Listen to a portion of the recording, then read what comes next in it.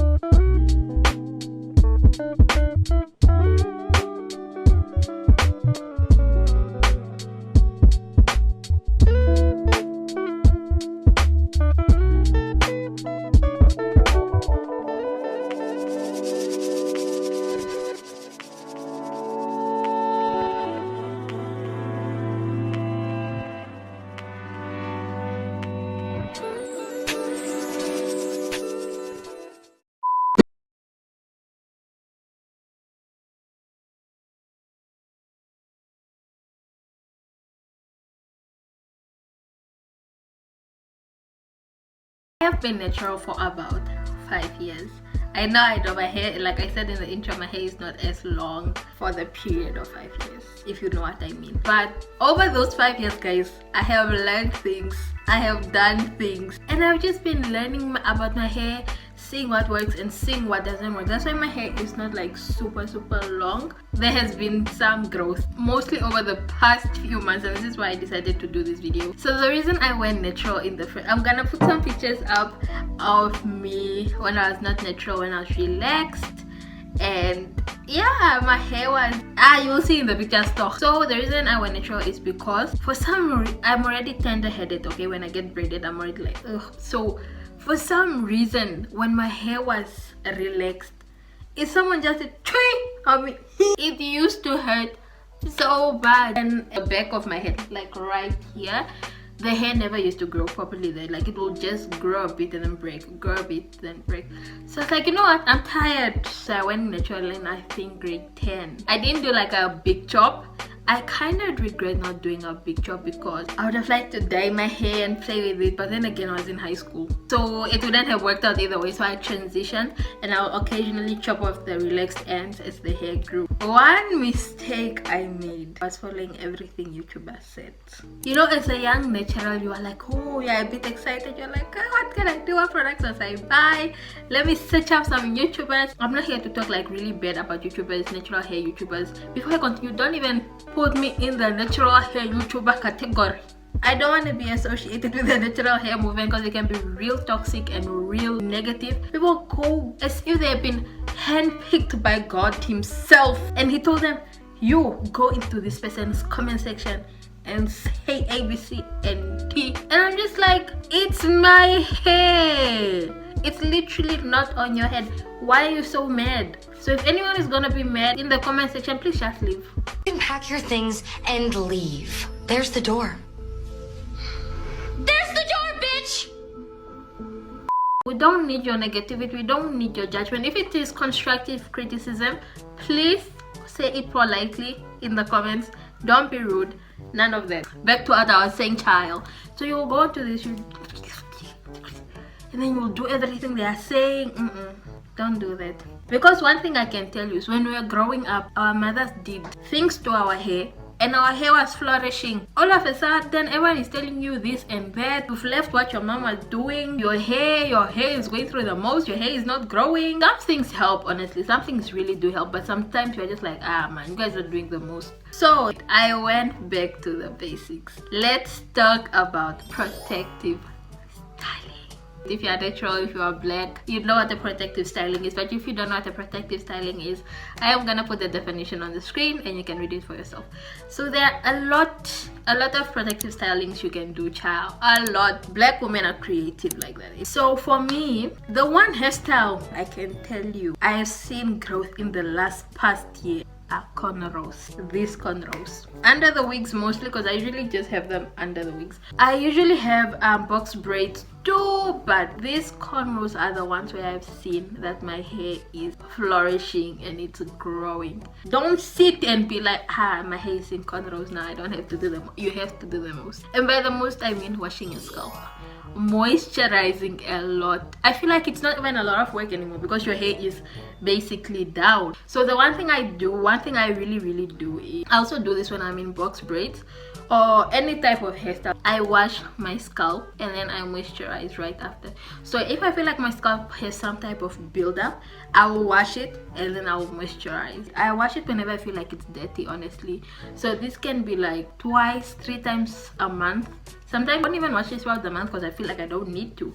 I will just moisturize, and I moisturize by just spraying some water, putting the moisturizer in. And like I said before, it's the same story with box braids. Just wash your scalp, because how do you expect your hair to grow if there's something blocking the root of your strand?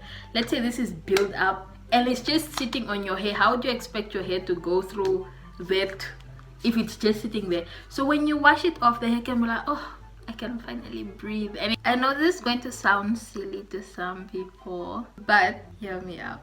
Pray for your hair and talk to your hair.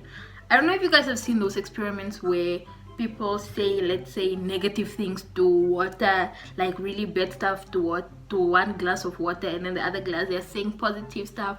They are being lovely to the water, they freeze it, and when they check the crystals of the 2 glasses, they are different. The frozen water's crystals that was being negatively spoken to will have ugly crystals, but the ones where they were spoken to like positively and whatnot, they are going to look beautiful. So if it can work for water, it can work for your hair. Let's say you're not Christian but you believe in affirmations and talking positively and all that. Talk to your hair.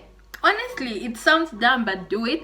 Just be like, oh, you're so beautiful, you're growing so long, look at how strong you are, thick as hell. It's a little something that I do. If you don't want to try it, that's fine, but I do it because I feel like it does something. And the reason I say pray for your hair is because you don't really know people. People are hateful, people have jealousy. You don't know who's praying down on your hair.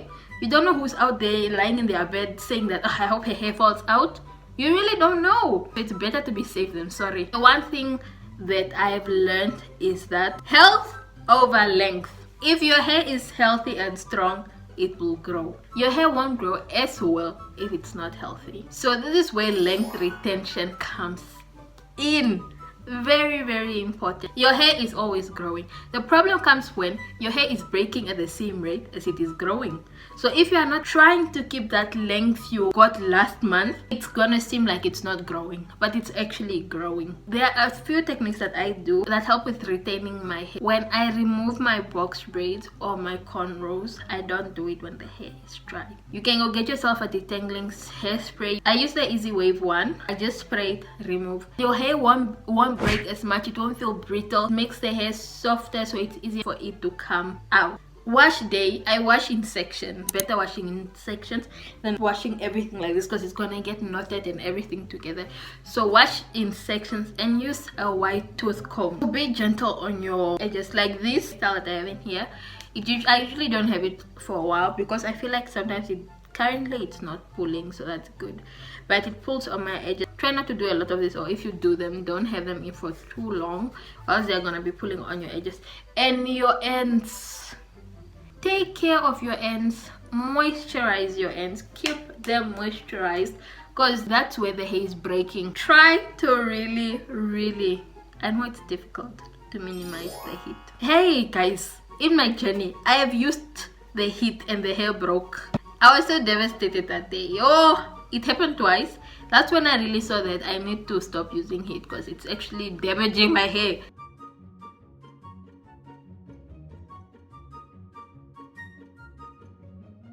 So what I've been doing is I've been using rollers. These are my rollers. I used these rollers. It's what I did today as well to my hair. Stretches out the hair and the hair is soft. That's why I started doing it. I only started doing it last year because the other years, I don't know if there's a video I made, you can scroll down a bit, you'll find it. I used to braid my hair like right after washing it, but that took so much time.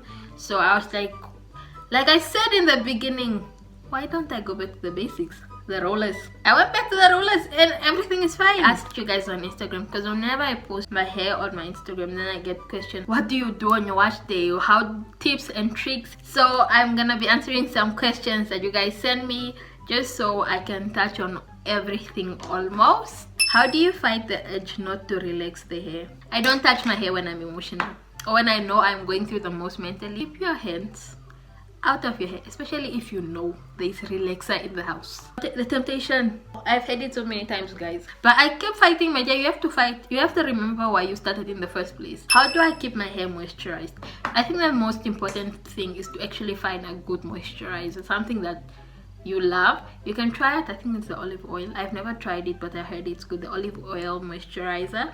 And when you moisturize your hair, try to wet it first and then moisturize. You can do the LCO method, which is the liquid, cream, and then the oil. Products you use, prices, and where to buy the products.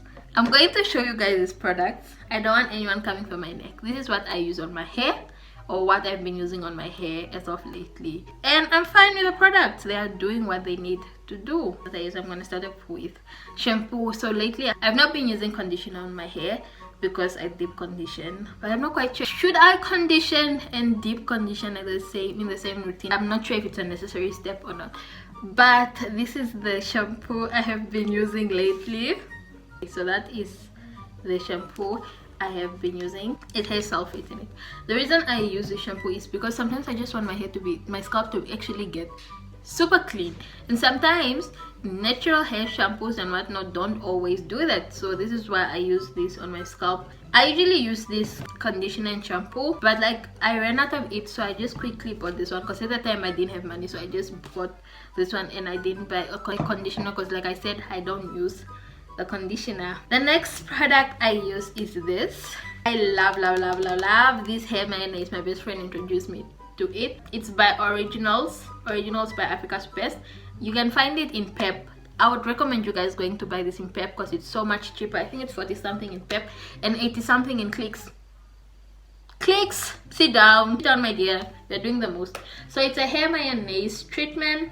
It's a treatment for wake damaged hair with natural herbs, olive oil, and egg protein. Now when it comes to this, I put oil in it, like right there. That's the oil that I put in, and let me show you how much I have used. I am very generous when it comes to this product. I slap it on and get my money's worth. So the reason I put oil in it is because the very first time I used it, I feel like it made my hair felt brittle. It didn't feel moisturized and all that, so I added oil, and after I added oil, my dear, hey, this became one of my favorite products. I put ombreke oil. Black castor oil will also do. Any type of oil that you use for your hair, you can put in here and it will work, especially if it's like a moisturizing oil. And then for moisturizer, is when my hair is in braid, I use this. I also use the yellow one I showed you guys. I just ran out of it and I have this one, so this is what I am currently using. Now I am not a big fan of this one because the hair only feels properly moisturized at that, or like the first few hours, and then after a while it feels a little dry. So go back to the yellow one. I'm definitely gonna go back to the yellow, but this one also smells, it smells so nice. It's another reason why I like using it, because it smells nice. For my hair food, I use this. It's also Easy Wave. This is the Easy Wave Alma Oil Super Hair Food. Deep conditions hair and scalp feels and nourishes dry thinning hair. I like this. I like the smell. It smells nice, and that is what I used on my hair today as well. So these are the products I use on my hair as well as some Beko oil. Is there a specific comb or brush you use? Yes, I do use specific combs and brushes. My favorite one is this one that I got from, it's actually my mother's one. It's my mother's one. I just really love using it. Do you see how wide the spaces are? You need something that's wide for your hair. It comes with 2 sections. Here's the other one. I think there was like a soft shiny here, but I don't know why she took it off. But this is what it looks like. It was like a light green rubbery thing like to hold on here. I love using this comb. This is my favorite comb. This is literally everyone's favorite comb in the house. Like if it's home, if I don't have it, everyone gravitates towards this one because it's just that great. And I love it's like round man, so it's not tagging on the hair. My afro pick, this one. Those are my favorite combs. The actual wash day. So this is how my wash day goes. The night before, I prepare rice water. And if you want to see how I prepare my rice water, just go onto my Instagram. There's a reel I posted there on how I do it. I'll section my hair. Once my hair is sectioned, I go in with my shampoo and then I wash the scalp while it's sectioned. The sections might fall out as you're washing, but that's okay. You can just re-braid it or retwist it. After shampooing my hair, I pour the rice water on my head and then I go in with this. I wouldn't suggest mixing it into the whole thing because like your rice water can go bad while it's still in here and you don't want that to happen. So that's why I just put it on the hair directly and then I put this on top of the rice water and I let this sit in my hair for like, can be from 30 minutes to 2 hours depending on what I'm doing and how I'm feeling. And then I wash it out. I make sure that it's still in its sections. Once I'm done washing my hair, I'll put this in and then I will roll it up. So that is how my wash day goes. What's your weekly schedule for wearing out your natural hair? I always struggle with styles. The thing about me and my natural hair is I try to keep it away as much as I can, and as much as I love it, I will want to use heat on it, and that's one thing I definitely do not want to do. I don't want to use heat on my hair. Like right now when I am going to get ready for bed, I am going to put it in twists. I'll probably put 16 twists in my head because I don't want them too big. If I'm doing braids, then I put about 6 braids and then I go to bed. I usually try to make a hair puff or go with an afro, go with it loose. So that is the end of this video. I hope you guys learned something and I hope you took something with you. If there's any question that you have, please leave it in the comment section and I'll try to get back to you. Also, I have a hair highlight on my Instagram where I basically show you guys my hair journey, what I use, what I have used. The things at the beginning of the hair highlight I probably don't do anymore, like clay masks and whatnot, but the most recent things are the most important ones. Follow my Instagram. I'll keep you guys updated on what I use on my hair, if I found a new hair product and whatnot. Please don't forget to subscribe, comment, like, and share this video with someone you know that is a new natural and they are trying to learn something new. I try to keep it as real as possible, and things that I mentioned in this video are things that worked for my hair. So things that worked for my hair might not work for your hair. It all comes to you learning about your hair and learning to see what your hair loves and what your hair doesn't love. I really hope you guys enjoyed this video, and like I always say, don't forget to do the things that need to be done, period.